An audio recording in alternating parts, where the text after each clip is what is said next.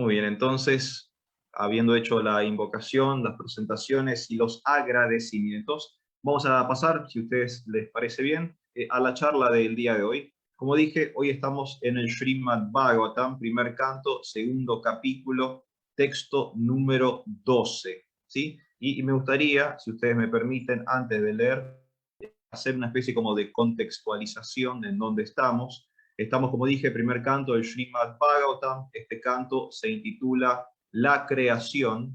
Este capítulo número 2 se llama Divinidad y Servicio Divino. Así que más o menos para que vayan teniendo un pantallazo, una idea de dónde estamos en esta conversación. Primer canto, la creación. Segundo capítulo, divinidad y servicio divino. Estamos hablando del Srimad Bhagavatam. Y el que está hablando, el verso del cual vamos a leer el día de hoy, lo está narrando o lo está hablando Sutta Goswami, ¿sí? Sutta Goswami es quien está hablando en este momento y quien está, como dije, narrando, declarando el verso del día de hoy. Y es el verso 1, 2, 12. Es el verso número 12 de este segundo capítulo del primer canto del Srimad Bhagavatam.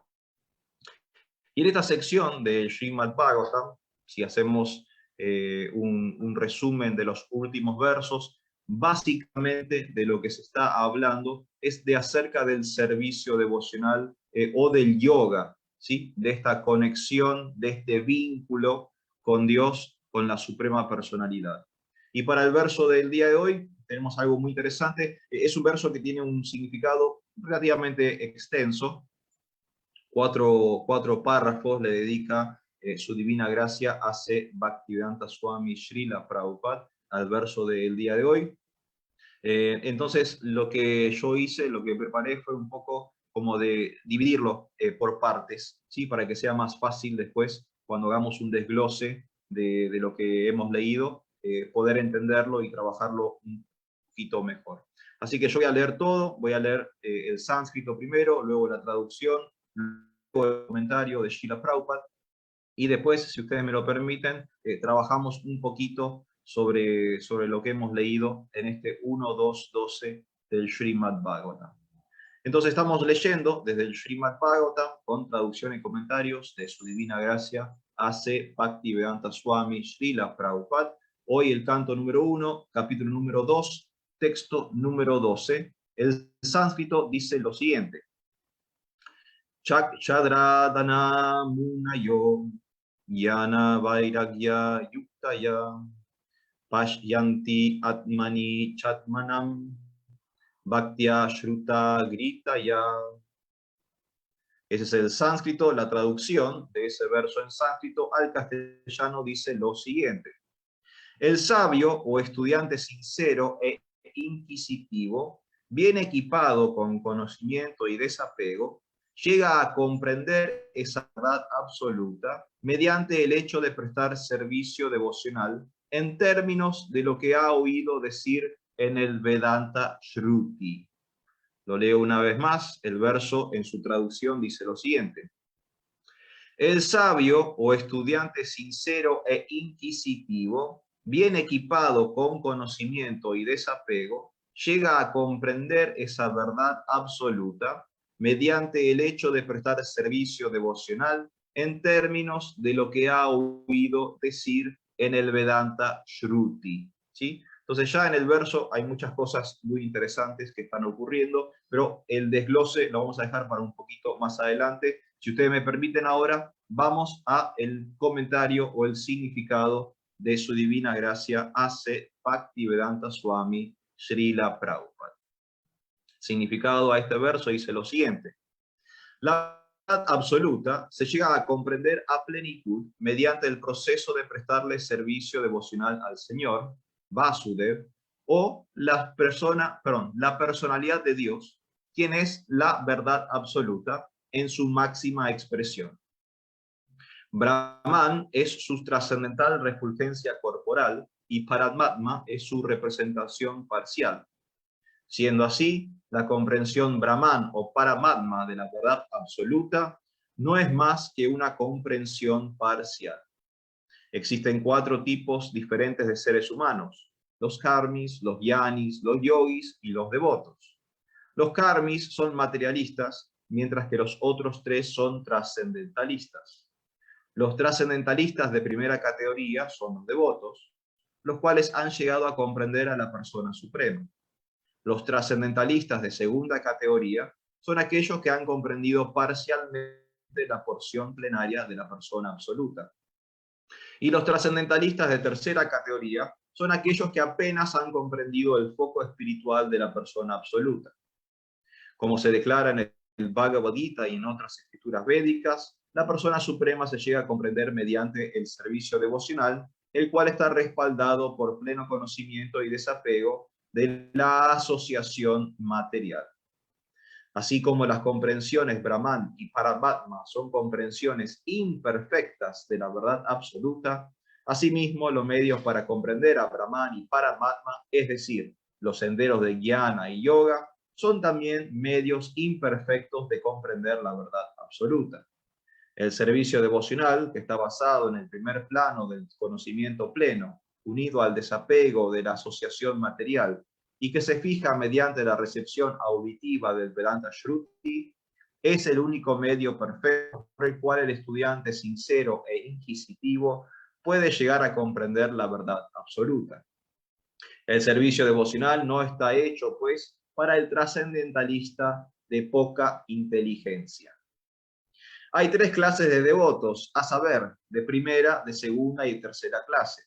Los devotos de tercera clase o los neófitos no tienen conocimiento alguno, los devotos de tercera clase o los neófitos que no tienen conocimiento alguno y que no están desapegados de la asociación material, sino que simplemente están atraídos al proceso preliminar de adorar a la deidad en el templo, se denominan devotos materiales. Los devotos materiales están más apegados al beneficio material que al provecho trascendental. Por lo tanto, uno tiene que progresar de una manera definida, pasando de la posición de servicio devocional material a la posición de servicio devocional de segunda clase. En la posición de segunda clase, el devoto puede distinguir 4 principios en la línea devocional, a saber, la personalidad de Dios, sus devotos, los ignorantes y los envidiosos. Uno tiene que elevarse al menos a la etapa de un devoto de segunda clase y volverse así merecedor de conocer a la verdad absoluta. En consecuencia, un devoto de tercera clase tiene que recibir de las fuentes autoritativas de Bhagavata las instrucciones del servicio devocional. El principio Bhagavata es la personalidad establecida del devoto y el otro, Bhagavata. Por consiguiente, el devoto de tercera clase tiene que ir a la personalidad del devoto a fin de aprender las instrucciones del servicio devocional. Esta personalidad de devoto no es un profesional que se gana la vida mediante el negocio del Bhagavatam. Dicho devoto debe ser un representante de Sukadev Goswami, tal como Sutta Goswami, y debe predicar el culto del servicio devocional para beneficio completo de toda la gente.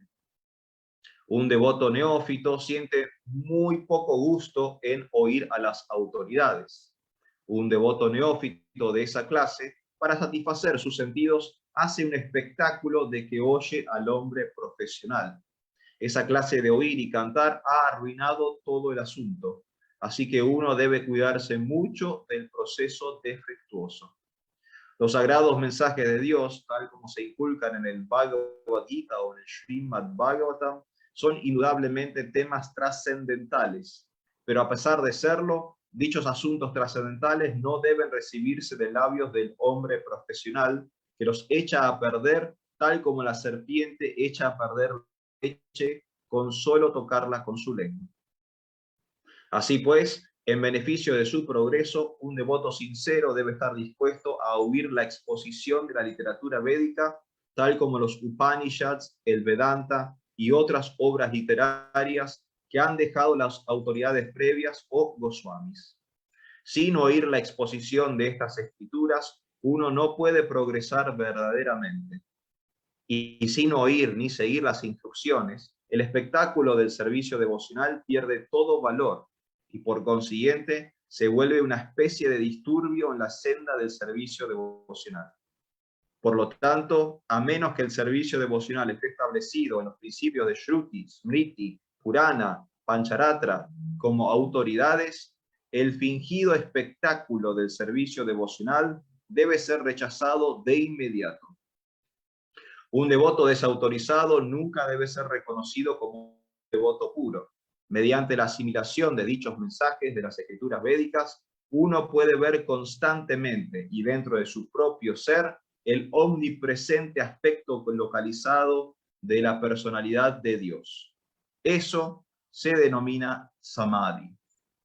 Ahí termina entonces este significado de Srila Prabhupada, como dijimos, Srimad Bhagavatam 1.2.12, leo el verso una vez más: el sabio o estudiante sincero e inquisitivo, bien equipado con conocimiento y desapego, llega a comprender esa verdad absoluta mediante el hecho de prestar servicio devocional en términos de lo que ha oído decir en el Vedanta Shruti. Ahí tenemos entonces nuestra lectura del día de hoy, un verso muy interesante que permite sacar mucha información, tanto el verso como también el comentario de Srila Prabhupada.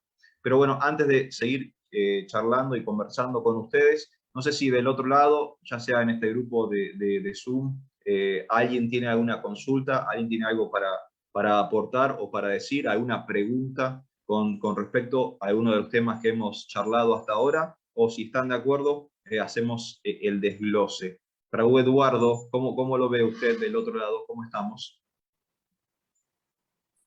Un néctar, Prabhu. Bueno, un gran verso y sí. esperando el desglose. Es un Bueno, hermoso si quieren, significado, bastante extenso y muy rico. sí, sí, un significado largo, va por muchos lugares, y bueno, si les parece, si no hay consultas, ¿cuál es el Vedanta Shruti? Bueno, muchas gracias, Madre Ambita Ganga.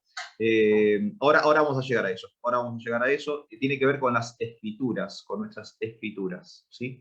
¿Y qué porción de nuestras escrituras? Que es interesante el concepto de los Vedas. El concepto Veda es un concepto muy amplio. Veda significa conocimiento, es una palabra en sánscrito, ¿no? Que es el idioma original de la cultura del yoga, es el idioma original que están escritos todos los textos de nuestra tradición del Bhakti Yoga. Pero dentro de ese Veda, realmente hay un conocimiento muy amplio. Y no todo la literatura védica tiene que ver específicamente con lo que nosotros practicamos, que es Bhakti Yoga, ¿sí? Hay, de hecho, una gran porción, yo diría la mayoría de los Vedas, no tiene que ver con el conocimiento espiritual, sino que tiene que ver con el conocimiento material, ¿sí? El grueso de los Vedas, el grueso de la literatura védica, tiene que ver con cómo sobrevivir en el mundo material. Cómo poder sacar mejor provecho a esta existencia humana que estamos atravesando. De hecho, Krishna mismo lo explica de esa forma en el Srimad Bhagavatam, cuando él le habla a Arjuna en un momento de la conversación del Bhagavad Gita, perdón, en un momento de la conversación del Bhagavad Gita, Krishna dice que los Vedas tratan principalmente de las modalidades de la naturaleza material, ¿sí? Eso se lo dice Krishna a Arjuna en la conversación del Bhagavad Gita. Entonces Krishna mismo hace alusión a esta idea de que el grueso de la literatura védica no habla de espiritualidad, sino que habla de cosas materiales. Y cómo nosotros, como seres humanos, podemos sacarle mejor provecho a nuestra existencia material. Ese es el grueso del Veda. Pero dentro de ese Veda hay un Vedanta, ¿sí? Hay una anta, hay una conclusión o un resumen de conocimiento.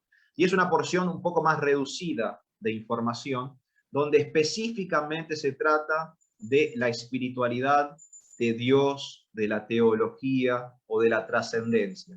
Entonces, del grueso del conocimiento o del grueso de la información, hay un recorte un poco más pequeño que trata específicamente de cómo nosotros podemos hacer yoga o conectar con Dios. Eso se llama Vedanta. Vedanta.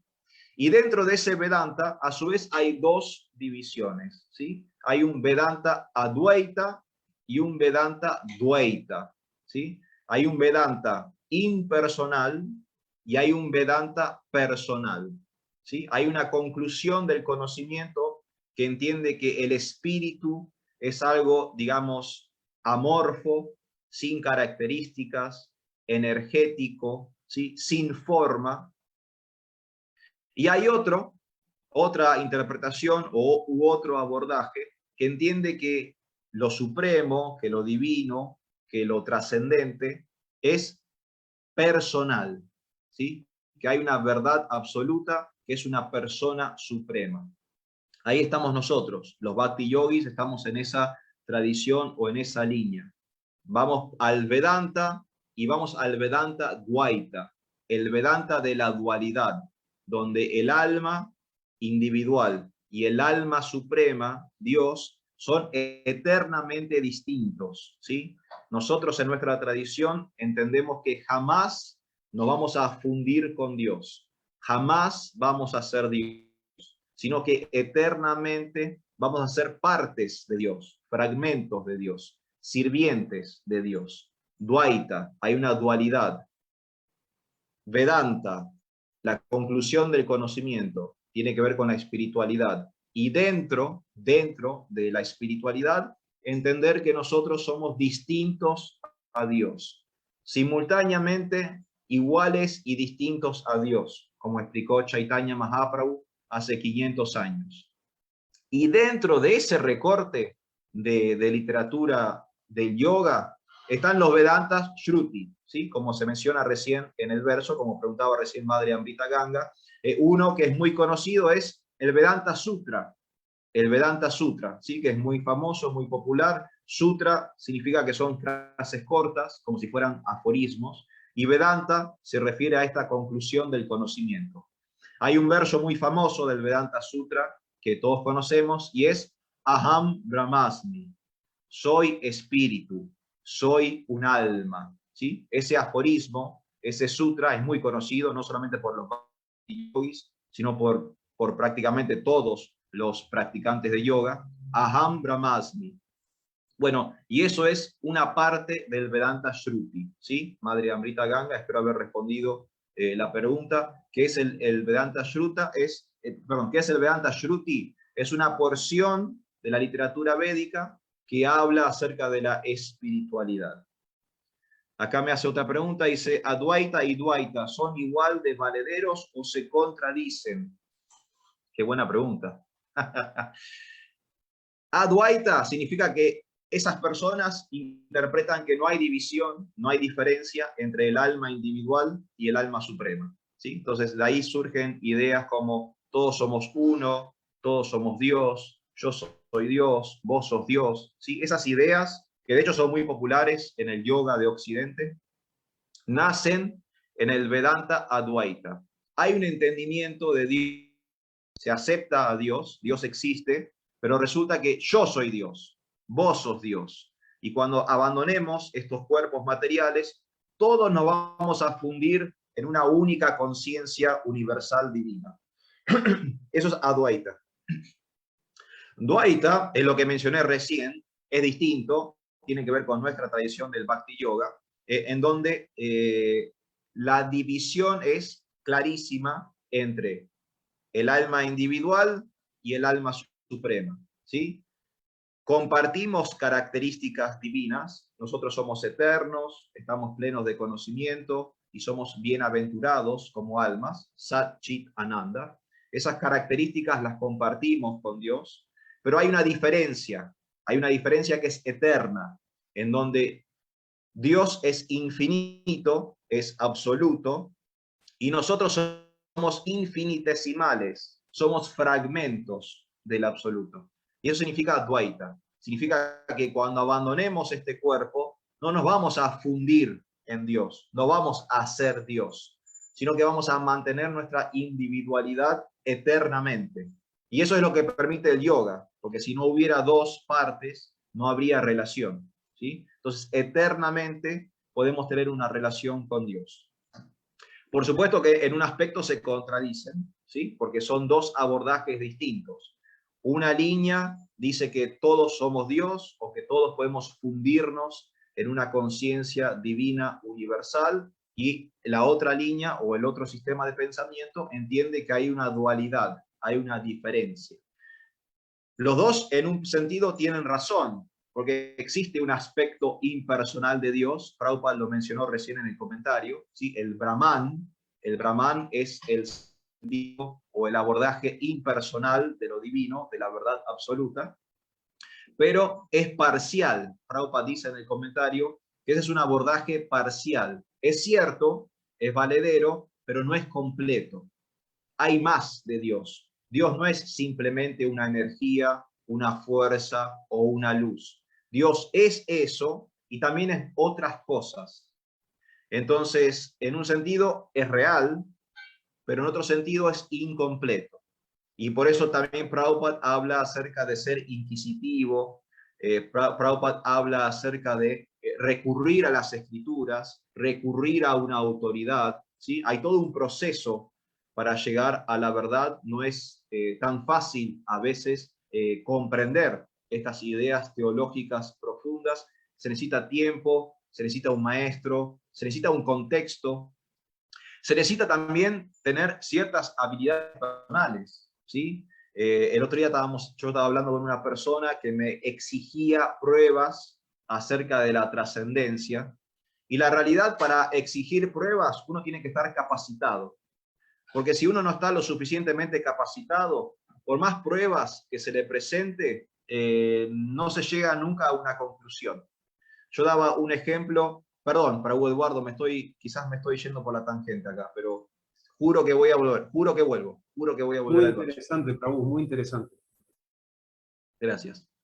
Yo daba el ejemplo, esto de, vivimos en una sociedad que gusta de exigir, ¿no? Estamos todo el tiempo como queriendo exigir cosas, entonces también le exigimos pruebas a Dios, ¿no? Le exigimos a Dios que se manifieste, pero en realidad, para poder nosotros percibir a Dios, tenemos que estar capacitados. Si estamos incapacitados o discapacitados para entender a Dios, no lo vamos a poder comprender. Yo daba el ejemplo a esta persona de una escena de crimen. Imagínense la escena de un crimen, ¿no? La policía, hemos visto películas, series, la policía, ¿no? Hace como un vallado, cierra el área, viene un equipo forense, empiezan a investigar y buscan pruebas, buscan, ¿no? Detalles en la escena que los puedan llevar a resolver el crimen. Esos peritos son especialistas, ¿sí? Estudiaron, investigaron, tienen experiencia en el campo, y ellos pueden ver la escena y extraer evidencia que luego los lleva a atrapar al asesino o al criminal. Son expertos, y como son expertos, esa escena se les revela, les muestra información que luego ellos pueden aplicar para hacer justicia. Si a nosotros nos reunieran, supongamos me eligen a mí, lo eligen a Eduardo, a Amrita Ganga, Krishna Lila, Pushpa Gopal, nos elijan a nosotros y nos ponen en una escena de crimen y nos dicen, bueno, ok, muchachos, resuelvan este asesinato. Nosotros, como no tenemos entrenamiento, no somos técnicos, no somos peritos, no tenemos experiencia en esa área, esa escena no nos va a revelar ningún tipo de información para llegar a ningún tipo de conclusión. Estamos incapacitados porque desconocemos, somos ignorantes en esa área del saber. Entonces no podríamos resolver el crimen. Mientras que un forense, un perito, un técnico, ve un detalle, encuentra una cosita que a nosotros jamás se nos ocurriría o que jamás podríamos encontrar. Entonces, para que haya evidencia de Dios, para que haya una prueba de la existencia divina, también tiene que haber una capacitación de parte de quien exige esa prueba. Y también lo vemos en el Bhagavad Gita. Fíjense en el Bhagavad Gita, cuando se está por manifestar la forma universal, el Virat Rupa de Krishna, en el 11º capítulo del Bhagavad Gita, Krishna le dice a Arjuna, tú no tienes ojos para verme tal como soy. Yo te voy a dar ojos trascendentales para que vos puedas ver mi forma universal. Y estamos hablando de Arjuna, de un devoto puro, una persona que tuvo el darshan directo de Krishna, con el cual Krishna compartió el Bhagavad Gita, ¿sí? Y esa persona no estaba capacitada para ver a Dios en su Virat Rupa, en su forma universal. ¿Qué hablar de nosotros? ¿Y qué hablar de un ateo que ni siquiera tiene fe, ni siquiera tiene la presunción de que haya una autoridad superior o algo más allá de la materia? Entonces tenemos que tener mucho cuidado en la exigencia de pruebas, porque la exigencia de pruebas requiere a su vez nuestra propia capacitación, ¿sí? Si nosotros no estamos capacitados, nunca vamos a poder llegar a ningún tipo de conclusión. Así que, ¿quién hace estas conclusiones? Pregunta Amrita Ganga. Estas conclusiones lo han hecho grandes sabios, lo que nosotros denominamos acharyas, ¿sí? Los maestros previos o los maestros anteriores. Muchísimos sabios, muchísimos intelectuales, muchísimos yogis a lo largo del tiempo, a lo largo de la historia, estudiando intensamente estas escrituras, han hecho estas divisiones. El principal es Vyasa, todos conocemos a Vyasadev, ¿sí? El que particionó los Vedas, y después otros sabios, otros devotos, otros intelectuales, otros maestros, también con el correr de los años, han hecho sus interpretaciones, han hecho, digamos, distintas clasificaciones o han llegado a distintas conclusiones respecto a lo que es la literatura védica. Amrita Ganga levanta la mano. Hoy tengo un 1-1 con Madre Amrita Ganga. Es un duelo de preguntas-respuestas. Madre Amrita Ganga, aproveche que hoy no estamos cobrando. Hare Krishna, Prabhu. Sí, es que me Haribol. parece súper interesante y quiero ver si estoy entendiendo bien. Usted dijo que existían los Vedas, y dentro Sí. de los Vedas estaban los Vedantas, que los Vedantas estaban en dos, que eran los Advaitas y los Dvaitas. Sí, sí. Ahora usted dijo que estas conclusiones fueron hechas por grandes acharyas. Entonces ahí se me produce la siguiente duda, porque los Advaitas, por lo que entendí, eran los impersonalistas. Los Sí. Dvaitas son donde estamos nosotros. Entonces quiere Sí. decir que también hay acharyas que coinciden a Dios en forma impersonal. Sí. Entonces, ¿por qué nosotros como devotos estamos en la parte personal? ¿En qué minuto? Porque si todo sale del Veda, no sé, como que estoy tratando de seguir lo que usted me dijo y ahí me quedé. Si todo salió del Veda, ¿por qué se dividió después las conclusiones en dos cosas tan distintas? ¿Y por qué nosotros como devotos seguimos la personal y no la impersonal? Hare Krishna Prabhu. Hare Krishna, Haribol. La decisión de seguir una escuela u otra en realidad es una decisión personal. Cada individuo, cada entidad viviente decide qué conclusión le resulta más convincente. Pero hay acharyas en las dos escuelas. El gran acharya del impersonalismo es Shankaracharya, ¿sí? Shankaracharya, él es el que establece, digamos, las conclusiones impersonales del Vedanta o de la cultura védica. Nosotros somos de una escuela que recibe información de otros acharyas, como por ejemplo Madhvacharya, Ramanuja Acharya, Sri Chaitanya Mahaprabhu, ¿sí? Nosotros estamos en esa escuela. ¿Por qué decidimos por el personalismo y no por el impersonalismo? Eso le queda a cada persona, a cada entidad viviente, una decisión individual. A mí me resulta más convincente entender que Dios es una persona, es la persona suprema. A otras personas les atrae más la idea de que Dios es una luz, es una fuerza, es una energía. Distintos niveles de conciencia van a poder comprender a Dios de distintas formas. ¿Está bien, Madre Amrita Ganga? Hay acharyas en las dos líneas, ¿sí? Shankaracharya, gran maestro de personalismo, Ramanujacharya, Madhvacharya, Sri Chaitanya Mahaprabhu, grandes maestros del personalismo. ¿Y por qué una escuela u otra? Esa es una decisión personal. La mayoría de las personas que yo conozco son impersonalistas, en el sentido de que creen en Dios, pero no creen que Dios sea una persona, sino que creen que Dios es una especie como de energía, de luz, de fuerza. La mayoría de las personas no son ateas. Esto por lo menos en mi experiencia personal. La mayoría de las personas que yo conozco son teístas, sí creen en Dios, pero no tienen desarrollada la conciencia al punto de entender que Dios es un vaquerito azul que toca la flauta. No tienen esa capacidad, no están en esa plataforma, pero pueden entender a Dios desde otro lugar. Entienden que Dios es una energía, es una fuerza, es una autoridad superior, es un controlador supremo, es una luz, es el universo, es la naturaleza. ¿Sí? Distintos grados de conciencia ubican a la persona en distintos entendimientos divinos. ¿Está bien, madre? Sí, Prabhucito, muchas gracias. Eso quiere decir que si son impersonalistas no significa que estén mal tampoco, porque como deriva todo de los Vedas, en rigor da lo mismo. Sí, el impersonalismo, Prabhupada lo explica en este mismo significado. El impersonalismo, el Brahman, Paramatma, son aspectos parciales de la divinidad.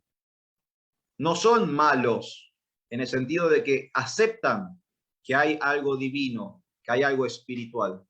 Pasa que lo están viendo de una forma incompleta. Ese sería el único, entre comillas, problema. El único problema que tiene el impersonalismo es que está viendo una porción reducida o fragmentaria de la verdad absoluta.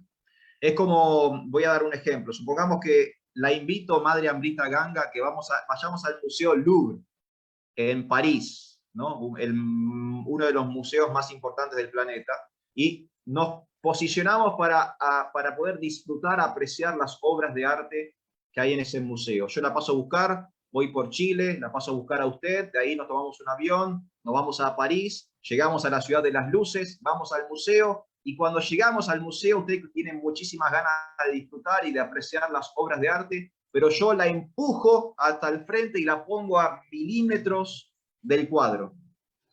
Usted sabe que para apreciar un cuadro hay que tomar a cierta distancia del cuadro, ¿no? Hay que tomar como cierta objetividad para poder ver el cuadro en su totalidad y poder disfrutarlo. Si yo la arrimo hasta al lado del cuadro, la empujo, que su nariz toque el cuadro mismo, usted no va a poder apreciar la totalidad de la Mona Lisa, supongamos, ¿no? Entonces, por ejemplo, su experiencia de la Mona Lisa apretada contra el cuadro va a ser que la Mona Lisa es una mancha. Es una especie, no es una mancha gris, una mancha negra, una mancha marrón. Pero yo, que tengo más distancia del cuadro y puedo apreciar todo, puedo apreciar el marco, la pared, el cuadro mismo, los colores, las texturas, yo tengo otra apreciación, otro abordaje de qué es la Mona Lisa. Entonces yo voy a decir, no es una mancha, la Mona Lisa es una de las obras de arte más importantes de la humanidad, es increíble la Mona Lisa, pero usted va a decir, la Mona Lisa es una mancha. Los dos estamos viendo lo mismo, pero estamos ubicados en lugares distintos, estamos teniendo distintas percepciones de la misma cosa. La Mona Lisa existe, los dos estamos hablando sobre la misma cosa, pero como tenemos distintas experiencias con esa cosa, llegamos a distintas conclusiones.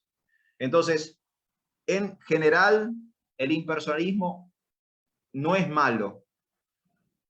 Dentro del impersonalismo hay muchas variables, que también eso es interesante, no lo vamos a explicar hoy porque Eduardo le va a sacar la tarjeta roja.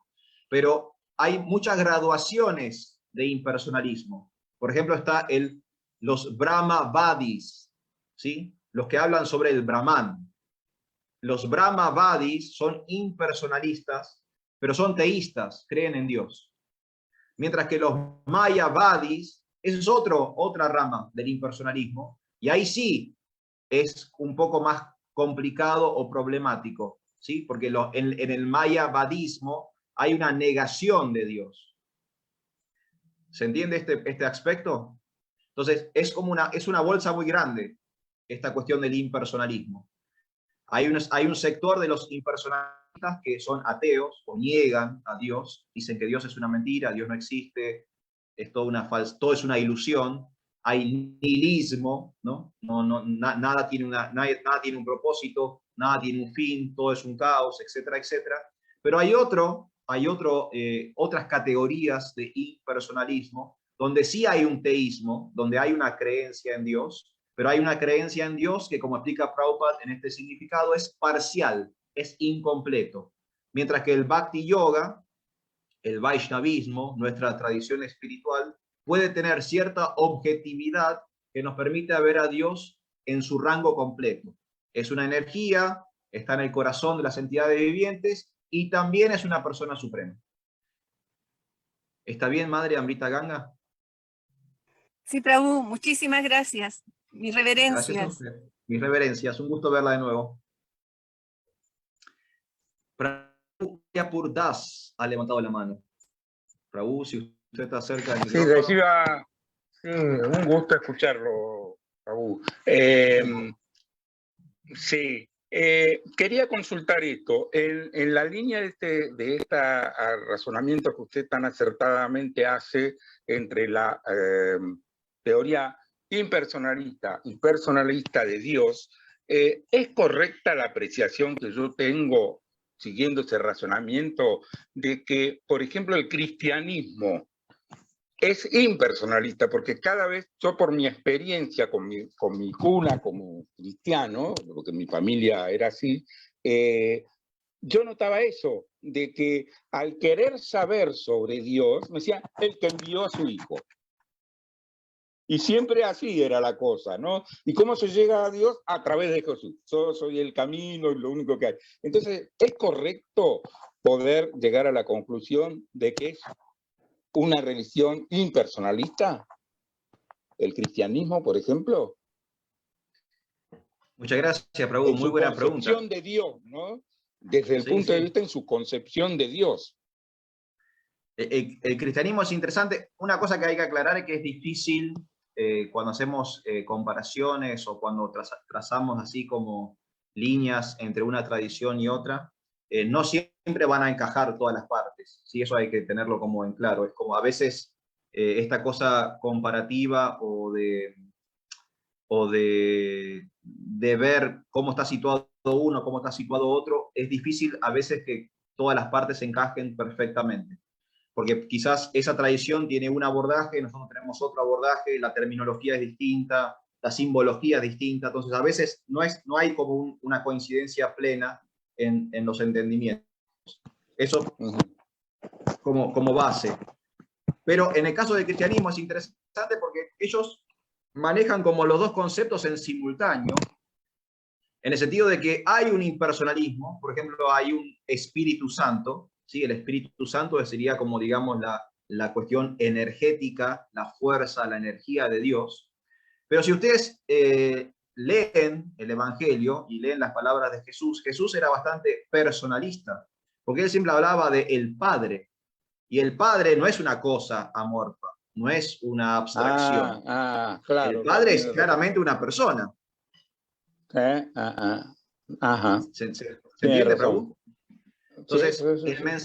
El mensaje crístico original, si uno va a la palabra de Jesús, tal como está plasmado en el Evangelio, parecería ser que Cristo era un personalista, era alguien que creía en un Dios persona, a la cual él llamaba Padre. ¿Sí? El Padre es una persona, es alguien con características, todos tenemos una idea de qué es un padre, ¿sí? Tiene características, no es algo amorfo, ¿sí? Es una cosa bien puntual, el padre. Pero la filosofía posterior que se basa en el mensaje de Cristo tiene una tendencia más hacia lo impersonal. Usted sabe que el que creó, digamos, la primera teología cristiana fue San Pablo. San Pablo no fue un discípulo directo de Cristo y San Pablo vivió 70 años después de la resurrección. 70 años después. Mire usted.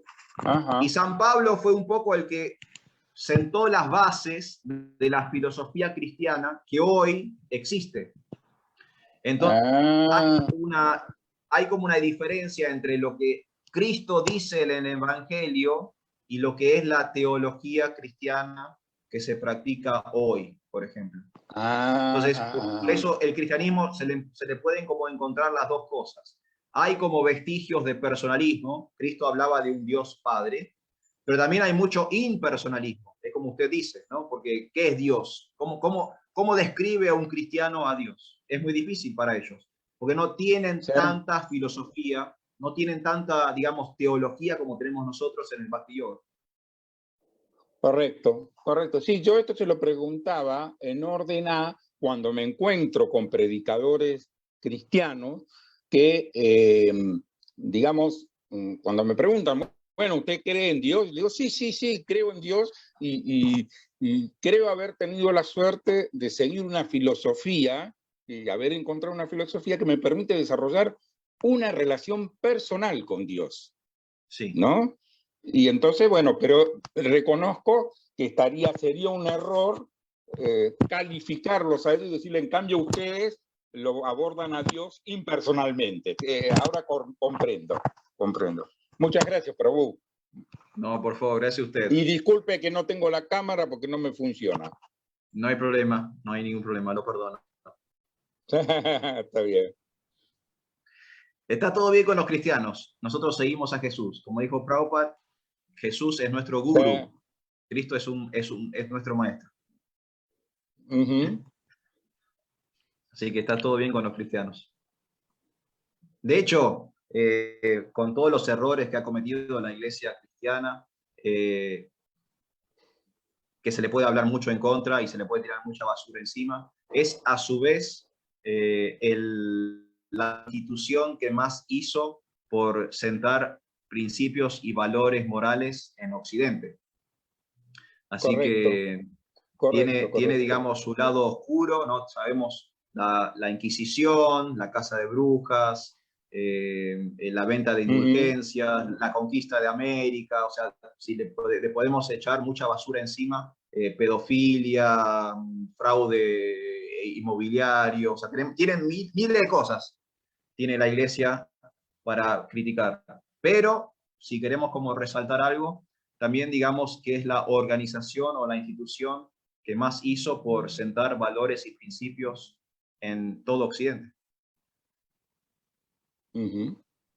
Ok. Muchas gracias, Prabhu. Gracias a usted. Muchísimas gracias. Prabhu Eduardo, ¿cómo es el tema del tiempo? Porque creo que estamos llegando a la hora de charla y no sé si hay que ir haciendo un cierre o si queda un poco más de tiempo. Prabhu, no, normalmente lo hacemos de 1 hora. Hoy comenzamos como cerca de 10 y 10 por problemas técnicos nuestros. Ya que tendríamos unos 15 minutos sin ningún problema. Ok, bueno, si me permiten entonces, digo unas últimas palabras, Eduardo, ¿le parece bien? Por supuesto, Prabhu, por supuesto. Ok, bueno, no vamos a llegar a hacer todo el desglose de todo el comentario de Srila Prabhupada, como dijimos, fue un significado extenso y cada parte del significado a su vez eran 4 párrafos, pero bueno, cada uno de esos párrafos a su vez esto tenía tiene que mucha seguir información. entonces tiene que haber más encuentros. Cuando ustedes quieran nos volvemos a sumar, no hay ningún problema. Gracias, Prabhu. Pero sí, si ustedes me permiten, me gustaría, aunque sea que trabajemos un poquito, el verso, la traducción del verso, el sabio o estudiante sincero e inquisitivo, bien equipado con conocimiento y desapego, llega a comprender esa verdad absoluta mediante el hecho de prestar servicio devocional en términos de lo que ha oído decir en el Vedanta Shruti, ¿sí? Y acá, en mi humilde opinión, surgen algunas cosas muy interesantes. Por ejemplo, el sabio o estudiante sincero e inquisitivo. Así arranca el comentario. La palabra que se usa para sabio en sánscrito es munaya, ¿sí? Munaya, que viene de muni, ¿sí? La palabra muni, sabio. Pero también se habla del estudiante sincero e inquisitivo. Y Prabhupada usa o, el conector o, el sabio o estudiante sincero e inquisitivo, lo cual es interesante porque si alguien es sincero e inquisitivo, ya es un sabio, según esta traducción de Srila Prabhupada, ¿sí? Si yo soy honesto con mi búsqueda del conocimiento, ya soy sabio, ya soy un muni, ¿sí? Ya soy una persona con sabiduría. Sabio o estudiante sincero e inquisitivo. Esto de ser sincero e inquisitivo también se corrobora en el Bhagavad Gita, en el famoso verso 4.34, ¿no? Donde Krishna le aconseja a Arjuna acudir a un maestro espiritual. Bueno, se habla acerca de hacer preguntas, ¿sí? Esta de inquirir, de consultar, de preguntar. Así que ahí vemos que en el Srimad Bhagavatam y en el Bhagavad Gita hay ciertas coincidencias. El sabio o estudiante sincero e inquisitivo viene equipado con conocimiento y desapego, jnana y vairagya, ¿sí? También temas importantes en el Bhagavad Gita. La tercera sección, los últimos 6 capítulos del Bhagavad Gita, son una porción que se dedica por completo al estudio del jnana, del conocimiento. Y de hecho, el último capítulo, el capítulo 18, comienza debatiendo el tema del vairagya, del desapego. ¿Qué es el verdadero desapego? Entonces ahí también encontramos coincidencias o conexiones con el Bhagavad Gita, y esta idea de que el sabio es alguien que posee conocimiento y está desapegado.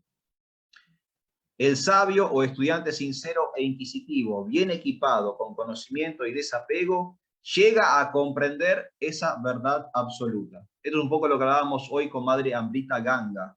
¿Cómo llego a entender a Dios? Para llegar a entender a Dios, este verso nos explica que hay por lo menos 3 características: sabiduría, inquisición, desapego. Hay 3 características. Yo me tengo que cualificar para poder comprender a Dios. No es que espontáneamente todas las personas van a poder entender a Dios en su forma máxima, como la verdad absoluta. Tiene que haber en el practicante, en quien está buscando la verdad, un desarrollo de algún tipo de habilidad, de algún tipo de principio, de valor, ¿sí? Conocimiento, inquisición, desapego. Si quien está buscando la verdad no es desapegado, no tiene cierto conocimiento, entonces no llega a conocer o a entender la verdad absoluta. Eso es lo que nos está planteando este verso. Y además, fíjense otras características que aparecen. Mediante el hecho de prestar servicio devocional en términos de lo que se ha oído decir en el Vedanta Shruti. Entonces acá aparecen 2 características más. No solamente tengo que tener conocimiento, no solamente tengo que tener desapego, sino que ahora también tengo que tener actitud de servicio y tengo que recurrir a las escrituras. Características necesarias para poder entender a Dios: conocimiento, desapego, servicio y escrituras, ¿sí? Y esto también aparece en el Bhagavad Gita. Si ustedes van al Chatushloki, ¿sí? Los 4 versos principales del Bhagavad Gita, del 10.8 al 10.11, aparece esta noción de que prestar servicio es lo más importante de la espiritualidad, ¿sí? La tecnología espiritual fundamental es el servicio devocional, la entrega al otro y al otro supremo, que es Dios. Esa es la tecnología clave para poder desarrollar algún tipo de espiritualidad. Lo explica Krishna en el Bhagavad Gita, se vuelve a reconocer acá en el Srimad Bhagavatam. ¿Y de dónde sale toda esta información? ¿Dónde puedo obtener conocimiento? ¿Dónde puedo obtener información sobre Dios? En las escrituras, ¿sí? Tenemos que recurrir a las escrituras, ¿sí? Al Shastra, ¿sí? Es necesario. Acá se habla del Vedanta Shruti, o sea, las escrituras que hablan acerca de la conclusión del conocimiento, entre las cuales está el Bhagavad Gita, el Srimad Bhagavatam, que también lo que dice Prabhupada en su significado, ¿no? Están estos textos, está esta literatura. Si nosotros recurrimos honestamente a todo este material, en última instancia vamos a poder restablecer nuestra posición original y establecer esta relación eterna que tenemos con la Suprema Personalidad. Así que bueno, ahí vamos a ir concluyendo por el día de hoy. No sé si quedó alguna cosita en el tintero, alguien que tiene algo para decir o para preguntar antes de hacer un cierre. Una vez más, Prabhu Eduardo, muchísimas gracias por esta oportunidad. Todos los devotos que están metidos en este proyecto de Mayapur TV español, increíble. Muchas gracias a todos por este espacio que me están brindando.